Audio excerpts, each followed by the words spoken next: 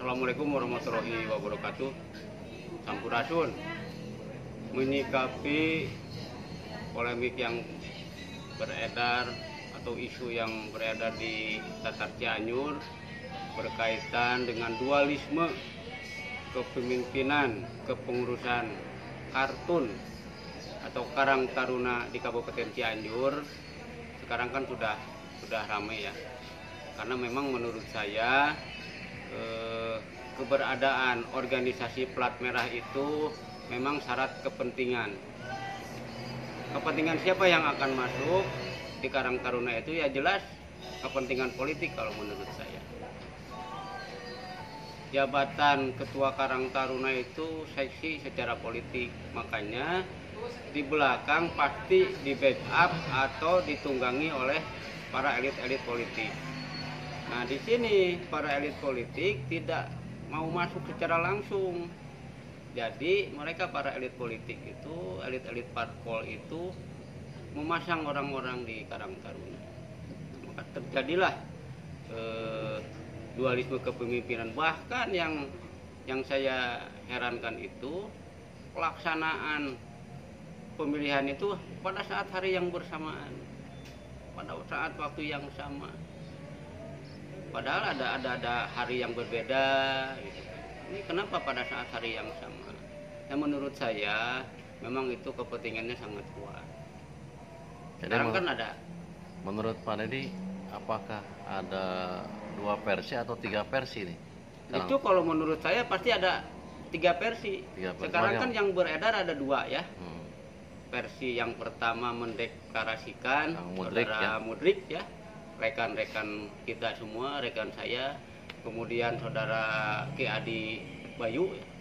Yang kedua tuh mendeklarasikan gitu kan. Nah, yang ketiga siapa ini Pak Deddy? Nah, justru kalau menurut saya itu nanti yang akan tampil sebagai pemenang itu yang ketiga. Karena kartun yang pertama itu dia taruh saja dia memegang legalitas, memegang SK, tapi dia tidak diakui oleh pemimpin di daerah, oleh bupati. Versi pertama ya.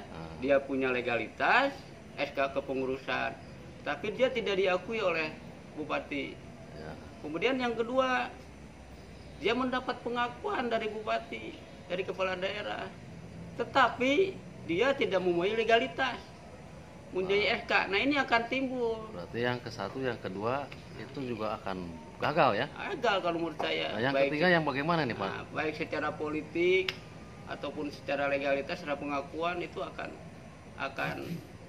tersisih dengan sendirinya. Karena kalau menurut saya itu akan ada kartun yang ketiga. Nah, apa tuh? Kartun yang ketiga ini justru dia yang mengantongi legalitas yang lengkap. Pertama dia mempunyai legalitas, yang kedua juga dia mendapat pengakuan dari Bapak Bupati. Nah, itulah kartun yang ketiga yang akan tampil sebagai pemenang. Nah, menurut Pak Deddy, siapa orangnya tuh yang memenuhi yang versi yang ketiga itu? Nah, ini yang harus kita pikirkan. Saya sih sebetulnya sudah mengetahui kartun ketiga itu siapa. Nah, bisa saja kartun yang ketiga itu dari kedua kartun yang satu yang kedua itu akan tampil penuh. Bisa saja ada kartun yang ketiga memang benar-benar dari poros lain yang masuk, yaitu yang mempunyai legalitas yang diakui oleh bupati. Karena memang tadi organisasi Karang Taruna itu ialah organisasi kekaryaan bersifat plat merah. Jadi dia tuh sekalipun punya legalitas, kalau tidak disukai atau tidak diinginkan kehadirannya oleh bupati, programnya tidak akan jalan. Karena dia tuh kan harus bersinergi dengan pemerintah. Siapa-siapanya belum bisa disebutkan. Jangan hari inilah. Nanti lain waktu saya berbicara di RBUC.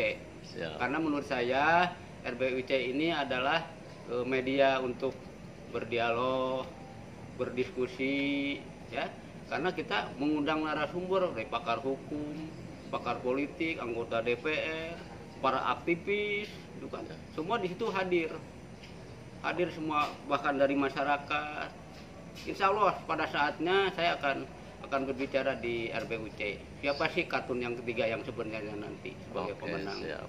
Terima kasih Pak Dedi Oke. atas Salam perubahan. siap.